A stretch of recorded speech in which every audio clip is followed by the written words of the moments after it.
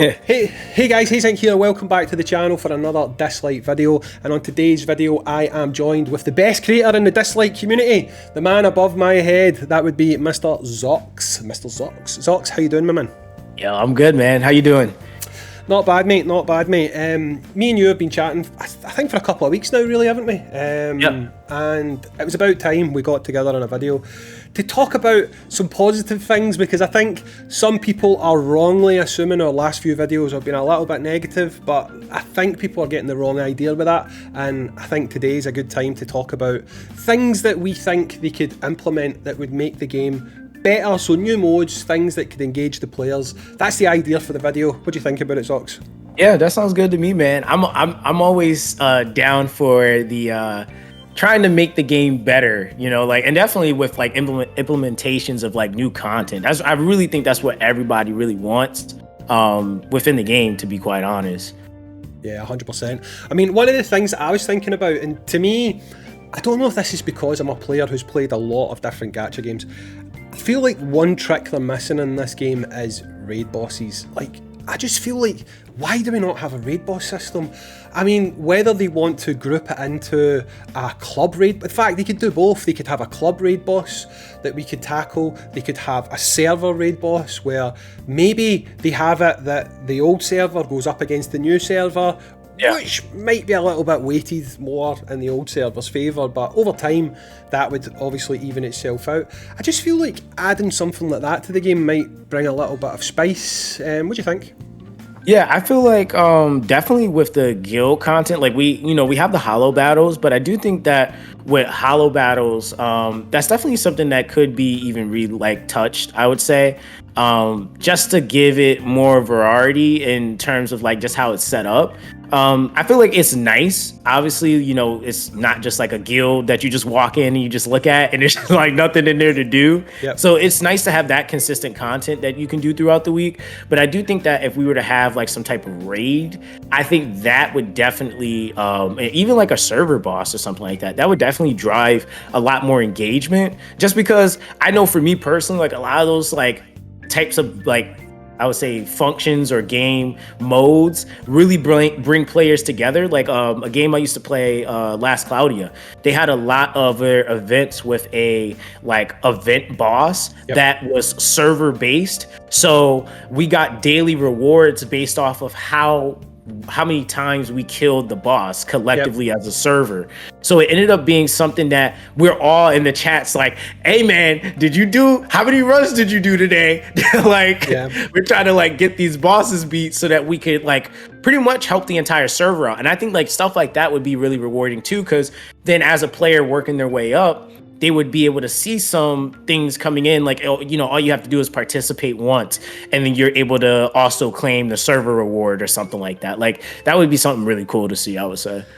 Well, funnily enough, not only would you have the server awards, I'm assuming you would also have like server-wide achievements, like do 25% damage as a server, do 50% damage, 75 and 100%. You would get like tiered rewards. You'd probably get daily rewards for tackling it.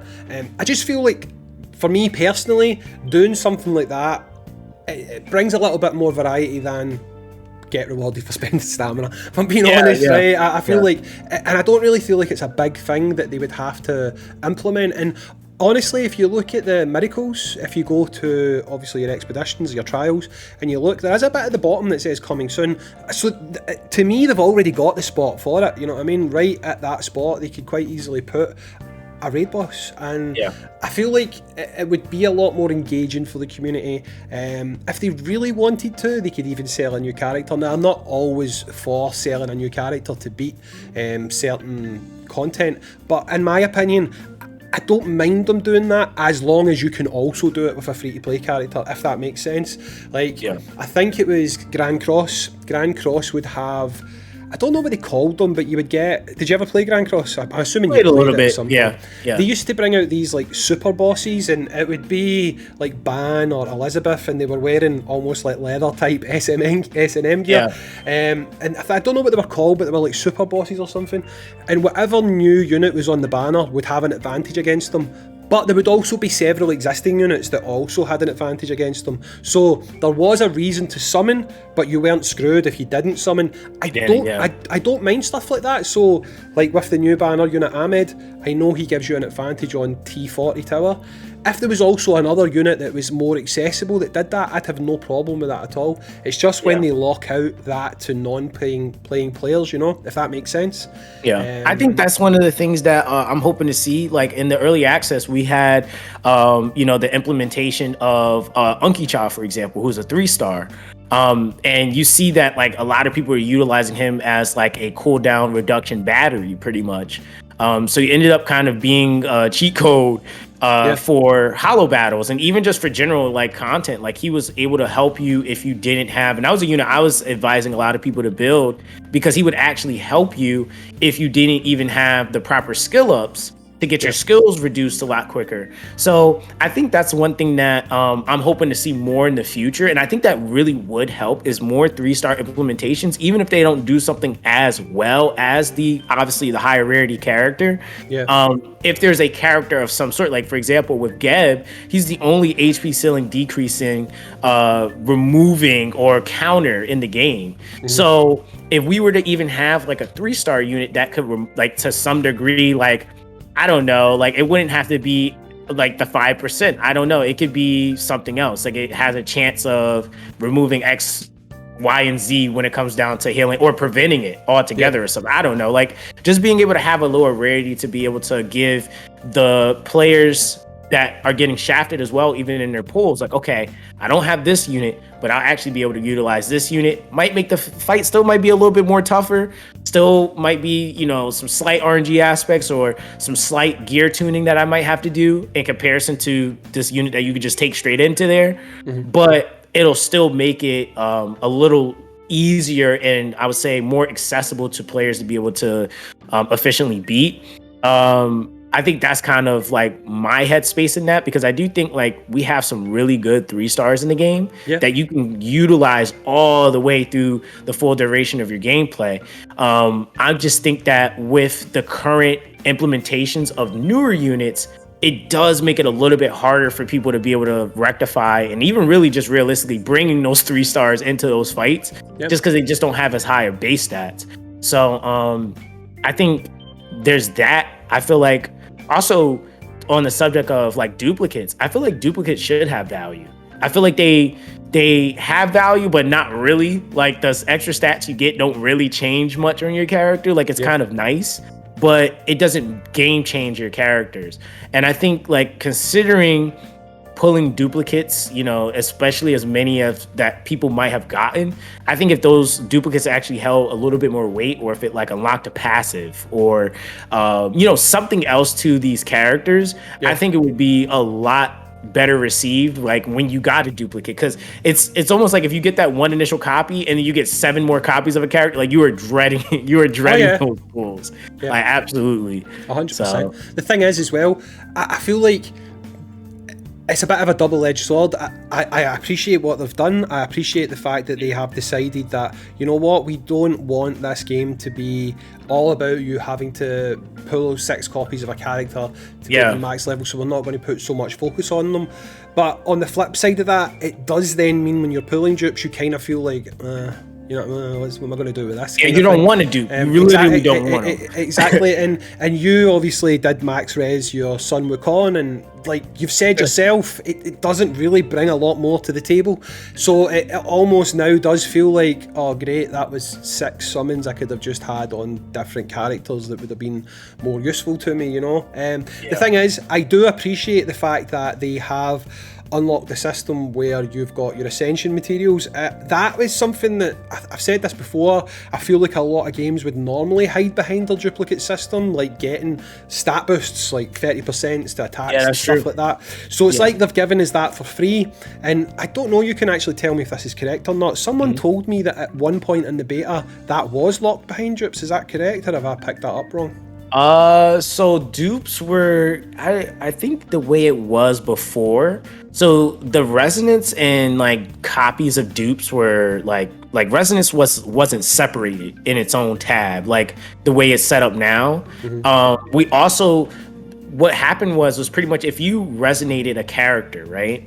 You didn't get a excess copy of a Starrymon, right? So you know how like you go to the resonance screen, it gives you the resonance and then it gives you the Starrymon. What happened was that you needed one to utilize it on the exact character to get that resonance, and then it was just a waste of the copy. So unless you like had like the 5-star fodder to take that unit to 6-star, outside of that, you weren't really able to decide what you wanted to do with the excess copy. When they implemented the separation of the resonance, what it did was it still gave you the power increase, but it allowed you to then have the extra fodder. Then at that point, if you just want to use the power increment and get that resonance, but then you want to take that Starrymon to say 6-star another character, you could.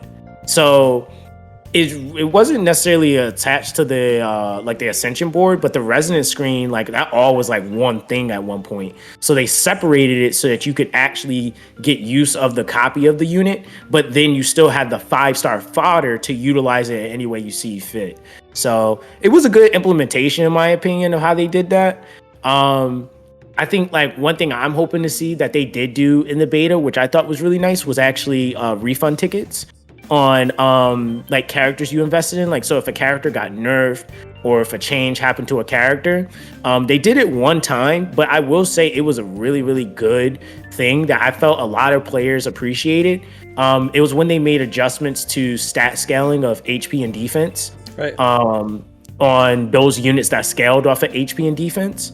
So I think it was I think one of the characters, it was Ra, or no, it was Attack 2. I think that's something that also got adjusted. It was a couple characters that got adjusted, but I think one of them was Donar, one was Ra, and I think the other one might have been like Poseidon.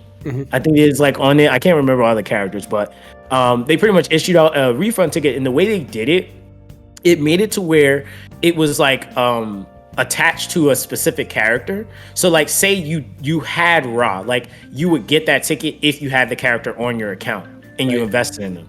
So it made it to where, because I also understand both sides of the coin, it's like you don't want to just give people refund tickets for them to just refund whatever they want whenever they want, because again, it would be like it would be harder for them to make money if that was the case. If you could just refund it, you know, every single time. Granted, you pull it, whatever it might be, but they had it to where you were able to actually take that specific character, if you had the corresponding character in your account with that ticket, get back all your resources, and then invest it into another character. So I feel like even something like that, a functionality like that being implemented, like even if they did it as like a monthly ticket, I feel like a monthly ticket is reasonable for a refund ticket.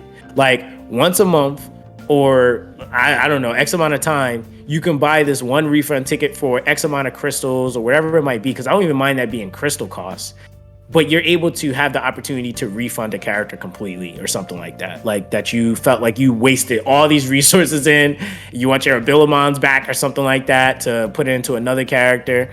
Something of that sort I feel like would be really, really nice to see in the game. And I know a lot of players would want that, because I do feel like some players might have invested in certain characters and they're like, wow, I literally cannot use this character right now or at all.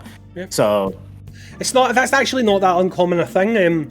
You've got that in Dokkan, where you can, if you're using the hidden potential system, you can go in and you can go, oh crap, I've made a mistake, I shouldn't have built this guy for additionals, I should have built him for crits. So you can go in and you can change it. Artery Year that just came out, it's got the same thing. You can level up the special attacks, and it's a special currency they use to do it. And if you've basically been, oh no, I've just pulled this unit and I've used all my tokens, you can spend a little bit of your premium currency, refund them all, get every single one of them back, and you can go, okay, I'll just put the investment into this unit instead. So yeah, that would be good, especially considering how rare legendary Abilamon are. I mean, they are just, I think, probably one of the most gated resources in the entire game. They really do not like giving those things out. But I do think they have to, because sometimes you feel like, oh, I've got this great unit, I've just pulled this unit, and then you look at their stats and you're like, oh, but they don't really get great until, I mean, some are great without any investment, but there's others that you just know you have to level up those skills to actually get their potential to where it's got to be to help carry you hard. So yeah, I fully agree with that. It would be nice if we, because I've got bench characters right now, and if I could get their Abilamon back, I would take it in a heartbeat. But just give me them. Yeah, right yeah. now, you know? Do you know what I mean? It's like I want those back. But other than that, I mean, we've talked about obviously adding like super raids, and I say super raids, you know what I mean, like raid bosses for the both your faction and for the server as a whole. Other than that, the other thing that I think there should be more focus on is more welfare units. Now I know they've said in future they are looking to do that, okay, but if they're going to continue to add these spend stamina events, I've done that in air quotes because you know my feelings on that, I feel like if they at least have an event where we've got a shop where we can get a new free-to-play unit every month, you're naturally going to want to level that free-to-play unit up anyway. So there you go, there's a reason for you to spend your stamina that isn't just running relics. And while relics are an important part of the game, I do feel like for some people it can become a bit of monotony. It can feel like you're just doing the same thing. And you need to break that cycle a little bit, which is where I feel like AFK Farming would be quite good. I really hope they add AFK Farming one day. Just set 10 runs, because sometimes I go and read Discord and I forget that it's not running my levels while I'm playing Discord. Now I am going to take the Zox method from now on, and I'm putting my Samsung tablet back into play so that I can just do what I want on my phone and have my other device playing the game, because DISLYTE does not want you to not have it on your screen. Plain and simple, it wants you to have it on your screen. I feel like if they added the function to do AFK farming, I think that would make a lot of people happier, because the fact that you are doing something that doesn't really need your attention, shall we say, like farming Kronos or farming Apep or something like that, you don't actually have to actively be there. If you could just hit a button to do that offline and then jump away and do something else, I think it would be quite a good thing. But if they were giving you an exchange shop each month where we could get a new free-to-play unit, I feel like you would be a bit less bothered about having to spend stamina for these side events, because you're going to want to level that character up. Maybe that character is going to do what Ahmed does. However, at like a B grade. If Ahmed's like an S grade for doing that, they might be like a B grade, but they will do the same thing, so you do have the chance to beat that content that Ahmed's required for. But you have to put the work in, you know? Does that make sense? I think that's something that they should start thinking about doing. And I know they have said they are going to continue to add free-to-play units. Maybe I'm spoiled. I'm just used to games giving me a free-to-play unit every month. It's just something that I have become accustomed to. Every new event usually comes with a new summonable character and a new free-to-play side character.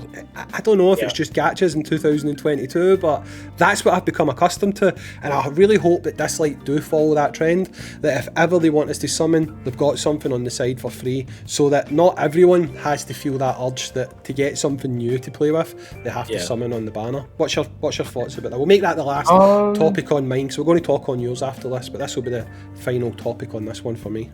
Yeah, I feel like I mean, when we're talking about like unit diversity, I mean, that's one of the things I talk about a lot, is that like even when you look at like Temporal Tower really is about unit diversity. And to be quite honest, if you're getting shafted a lot on the gacha, it definitely makes it a lot harder to climb it. I mean, it's just kind of one of those things.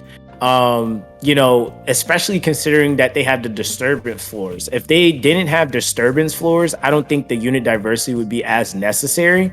But because like, you know, you'll have a floor where it's like all AP abilities are disabled or something like that, it makes it a lot harder for you to actually be able to, you know, combat against that if you only have AP units on your team or invested in, or vice versa. If it's a floor that requires you to just like, or it's easier if you just can outspeed everything or give yourself more turns, but you don't have any of those kinds of units to do that. So I'd say like, from what I've seen for the character, like we had with the, what was that on Ollie's event? Meredith? Yeah.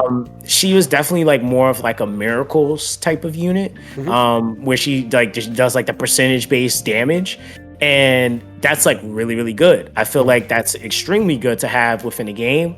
I also think that like we'll probably start seeing like, because again, it's like, okay, when we're talking about free characters, what are these free characters going to be doing? Because like temporal tower changes, right, every month. So the problem that we have right now with tower, in terms of the floor difficulty, is not necessarily going to be the same issue we have going into next month.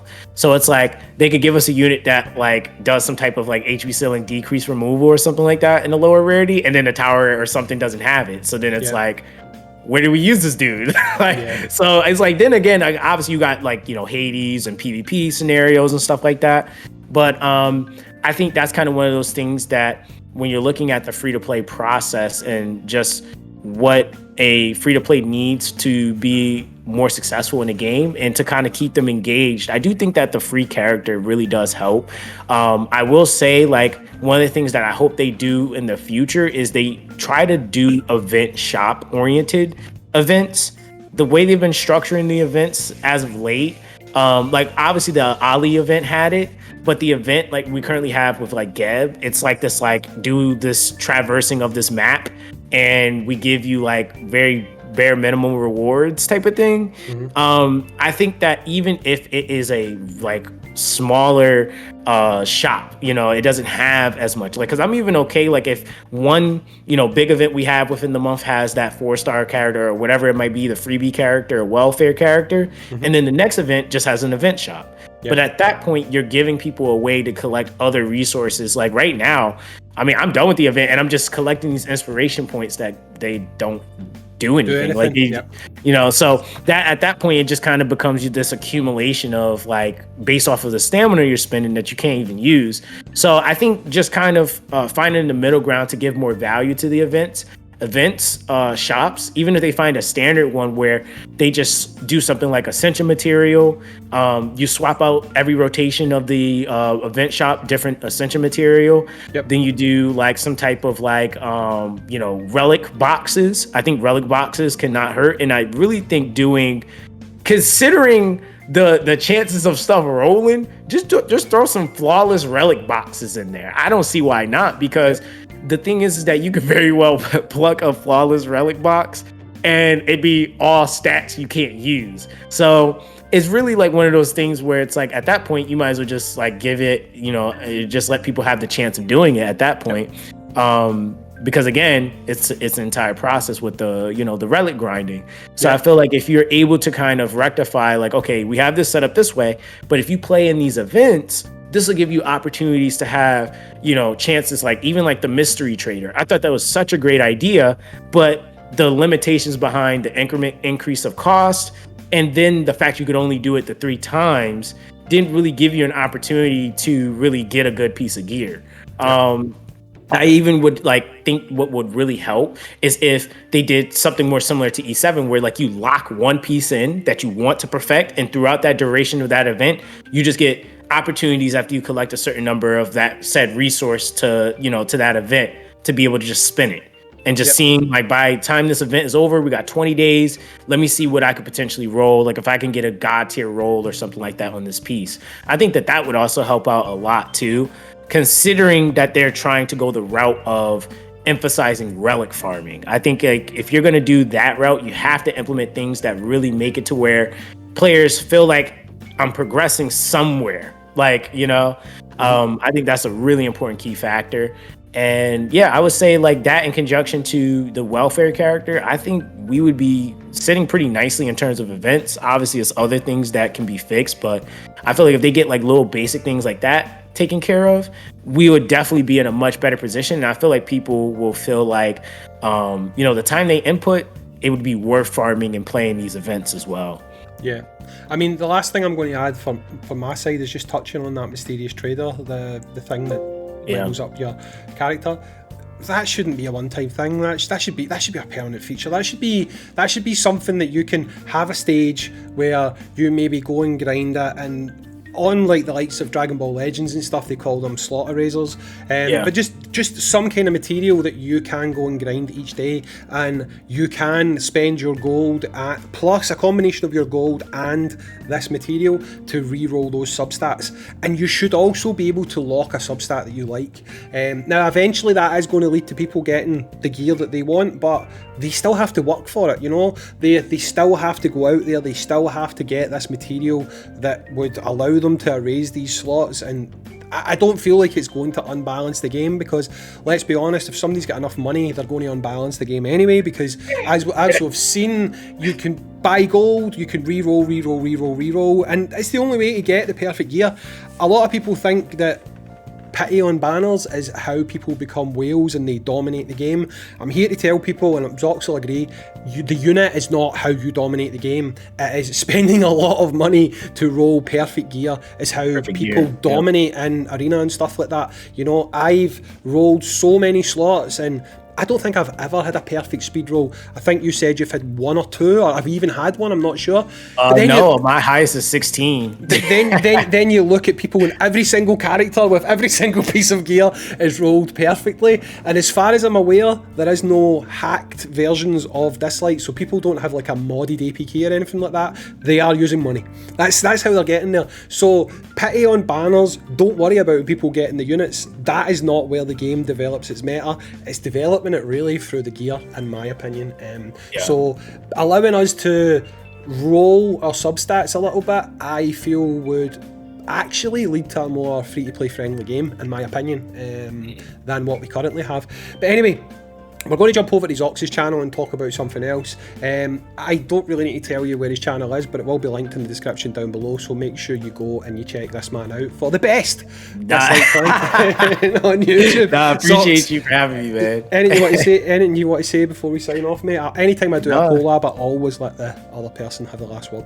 Oh, no, man, just appreciate you for letting me on here. Man, if you guys are coming from my channel, because you already know I'm going to share this on my channel, make sure you guys actually subscribe, okay? I want to hear y'all over, he was such great content, and you didn't subscribe, because I'm going to know. I'm going to be watching y'all. Yeah. I'm going to see. I want to see them numbers go up. Yeah. As Zox would say, if you've enjoyed the content, make sure you sub to the channel for the worst DISLYTE content on YouTube. Anyway, guys, peace out. See you later. Bye-bye.